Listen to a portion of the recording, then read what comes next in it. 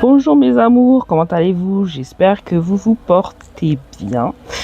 En général, je fais mes vidéos le mercredi. Bon, là, nous sommes pas encore mercredi. J'ai pris un peu d'avance, je vous expliquerai pourquoi. C'est parce que je voyage. Je m'en vais quelques jours et pour pouvoir avoir ce temps de libre, je prends de l'avance sur mes vidéos. Comment ça va? Alors, j'aimerais vous parler du foulard, du turban. C'est un phénomène de mode qu'au jour d'aujourd'hui, beaucoup de jeunes en portent. J'ai même vu des jeunes au jour d'aujourd'hui qui mettent des espèces de collants comme ça, et une espèce de long voile derrière qui pend. Voilà, un phénomène de mode, de société. Et très souvent, vous allez remarquer que ce cant-là, ces beaux chapeaux, c'est souvent des personnes qui ont des coiffures comme nous, type afro, qui aimons porter ce genre de choses. Mais parlons-en parce que c'est un sujet qui m'était passé par la tête parce que je vois beaucoup de jeunes avoir ça sur leur tête. Moi personnellement, j'en porte aussi très souvent, mais moi je porte pas ça pour oui, c'est aussi pour faire joli puisque je suis jeune aussi, donc je m'adapte à la mode. Donc je porte quand même quelque chose d'agréable à regarder quand même. Je porte pas n'importe quel turban, mais je fais partie de ces personnes qui en portent souvent. Mais on a l'impression que c'est anodin comme ça quand je porte ce genre de turban. Non, il y a une histoire derrière. Et je ne sais pas si tout le monde connaît l'histoire derrière ces turbans, mais il y en a qui le portent juste pour faire joli. Il y en a qui portent ça juste parce que elles viennent de se faire coiffer, surtout pour les femmes. Elles viennent de se faire coiffer, elles mettent le turban sur la tête, comme ça pour faire joli. Mais dans chaque chose que nous portons, je pense qu'il y a toujours une histoire à raconter. Et là, il y a une histoire à raconter et c'est une histoire à raconter qui m'intéresse. Voilà pourquoi je viens sur ce sujet. Parlons-en. Parlons du bogolan, du wax. Le bogolan ou le wax ou même les bérets, enfin peu importe. Mais le wax... c'est très souvent porté par les femmes afro. Maintenant, aujourd'hui, je vais te dire, c'est plus tellement les femmes afro qui portent du wax. Hein. J'ai déjà vu toute origine confondue, maintenant portent le wax. Hein. Bon, après, c'est quelque chose c'est quand même une identité déjà très très africaine, on le sait. Mais souvent, les femmes africaines, les femmes de chez nous, elles aiment porter le bogolan, le wax, le kant sur la tête. Parlons-en aussi parce qu'il y a une histoire derrière chaque chose. Les femmes afro portent le wax sur la tête et le bogolan depuis des siècles et des siècles et des siècles et des siècles en arrière, entre autres aussi en Haïti, pas qu'en Afrique. Mais au jour d'aujourd'hui, les magasins, les marques ont décidé de commercialiser sous forme de marque en vente en magasin accessible à toute origine confondue. Mais parlons-en parce que tu as aussi des wax, tu as aussi des turbans avec déjà des nœuds, tu en as avec des fleurs, tu en as avec des papillons, enfin bref. Tu as même le chapeau, l'espèce de truc collant, tu as tout même pour les hommes. Hein. On est servi de ce côté-là. Le turban est aussi beaucoup porté. Le turban est aussi beaucoup porté, mais il faut savoir que le turban était porté déjà à l'époque de l'esclavage. Les femmes qui travaillaient dans les champs de coton ou dans les champs tout court, dans tout ce qui est travaux agricoles, les femmes qui travaillaient dans les champs portaient donc à l'époque des turbans. C'était comme ça qu'on les reconnaissait parce que par leurs identités, elles portaient déjà des turbans. Ça faisait partie de l'histoire. Donc on se rend compte que les turbans, c'est pas d'aujourd'hui. En tout cas, chez nous, c'est quelque chose qui a toujours été porté, même par nos ancêtres à l'époque coloniale déjà. Même si ça fait partie quand même d'une histoire, voilà, parce que le turban est aussi porté par plusieurs ethnies, plusieurs identités, plusieurs religions. Pas forcément référence à l'histoire de l'époque, mais on sait qu'il y a des ethnies et des religions, des cultures qui le portent aussi, hein, sans que ce soit forcément lié, mais il y a quelque chose qui lie toujours à la même histoire finalement, c'est le même chemin, c'est l'identité noire, donc voilà. Derrière le turban, enroulé autour de la tête, déjà à l'époque, les femmes esclaves, l'époque coloniale, on le rappelle bien, elles le portaient. Surtout dans les colonies d'Amérique, les plantations, le turban blanc étaient surtout portés par les femmes dans les plantations, quoi. On les reconnaissait, c'était le signe qui faisait qu'on reconnaissait souvent les femmes, en tout cas d'Amérique, qui portaient ce genre de turban blanc. Ça faisait partie de leur identité. Les femmes noires d'époque qui travaillaient dans les plantations d'Amérique avaient cette référence où elles portaient toujours un turban blanc autour du crâne, de la tête. Ce turban était surtout pour dissimuler, il avait plusieurs sens. Le premier sens, c'était pour protéger aussi des insectes, pour aussi se protéger du soleil, pour protéger de beaucoup de choses qui pouvaient gêner. Ça pouvait être pour les cheveux crépus, pour la sueur, mais en tout cas, c'était porté avec un but bien spécifique parce que les femmes, souvent, aussi, elles cachaient les objets très très importants, en tout cas dans ce turban. À l'époque coloniale, vous savez, les esclaves n'avaient pas le droit d'avoir des choses qui leur appartenaient, qui leur étaient propres, dans quoi elles étaient attachées. Donc le turban leur permettait de cacher parfois des objets, des petites choses qui leur tenaient vraiment à cœur. Elles le cachaient en général dans leur turban. Mais pas que ça aussi, elles voulaient aussi à l'époque, les femmes, elles dissimulaient aussi leurs cheveux crépus parce qu'à l'époque c'était considéré comme laid. Les cheveux crépus c'était considéré comme laid et très vilain. Et beaucoup d'entre elles dissimulaient leurs cheveux crépus à travers les turbans, surtout pour les femmes qui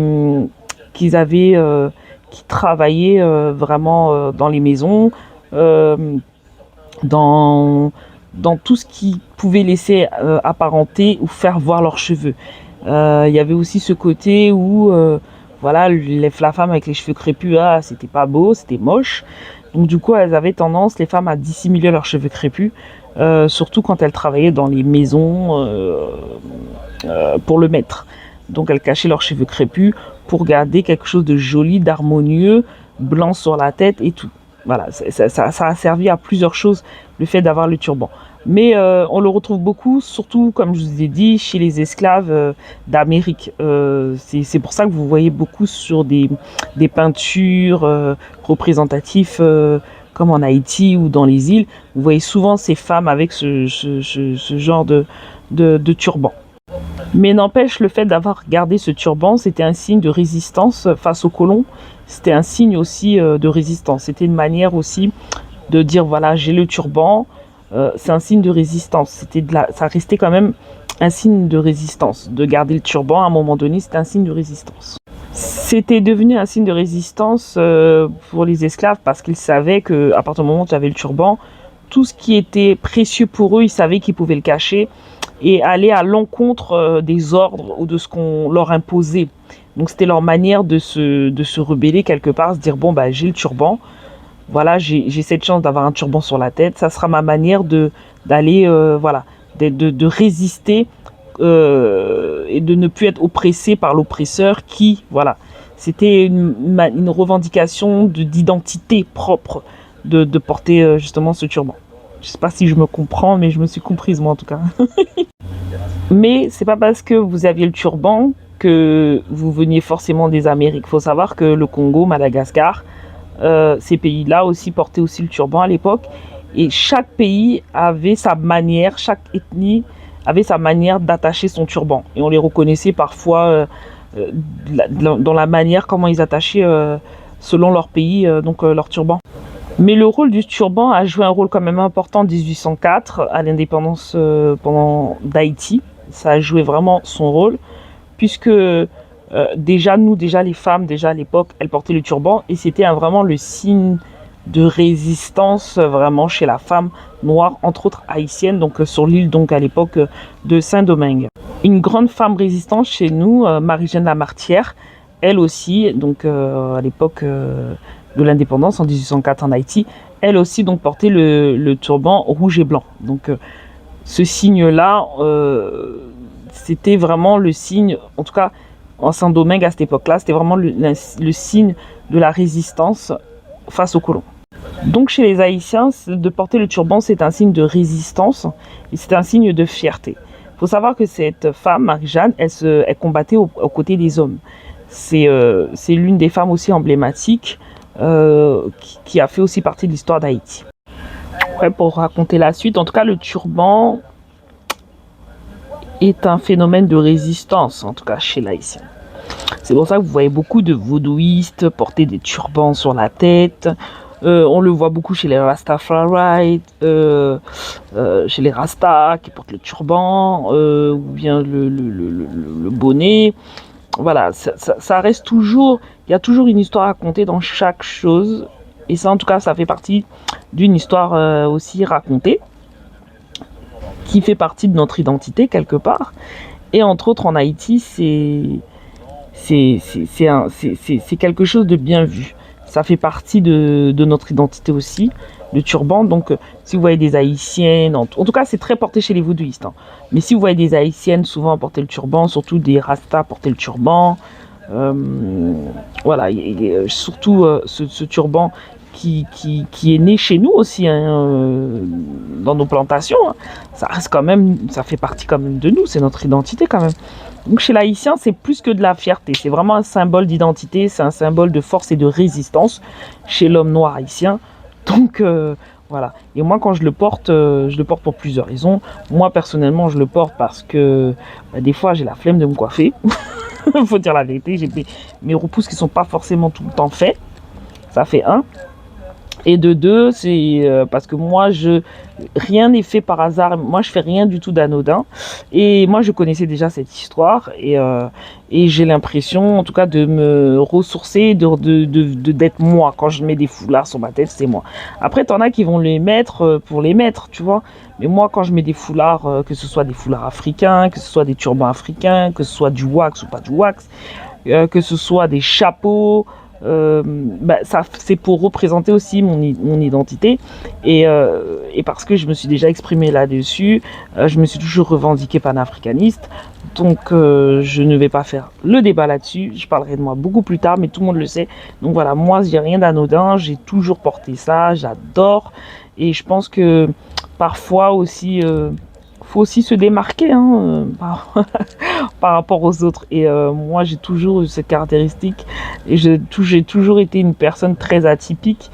Je ne ressemble jamais aux autres et je n'espère pas ressembler aux autres. Et j'espère que tout le monde a sa part de style quelque part. Cette part où vous êtes revendicateur de ce que vous êtes et vous l'affirmez, quel que soit avec vos... Ça peut être avec des objets, des habits, peu importe. Mais en tout cas, je ne porte pas ça pour rien. Et j'ai toujours eu cette fierté de porter des turbans, etc. Faut pas croire, en France aussi, hein, il y a pas mal d'années aussi, les gens aussi l'ont porté. Et c'est revenu après, plus tard aussi en France, un phénomène aussi de mode. Mais côté blanc, hein, côté français. Quand je dis blanc, je parle du blanc français. Parce qu'on était très très axé sur l'Afrique depuis tout à l'heure là. Mais là, je parle du blanc français aussi, à un moment donné, a eu aussi sa part d'élégance, de beauté, de mode, si vous voulez. En France métropolitaine, les gens commençaient à porter des turbans aussi en France à partir du 18e siècle. Ça a été assez un phénomène de mode en France. Souvent, ils portaient des turbans ornés d'or, de fleurs. Dès le 18e siècle, en France, en tout cas, ça a été aussi un phénomène de mode en France en tout cas.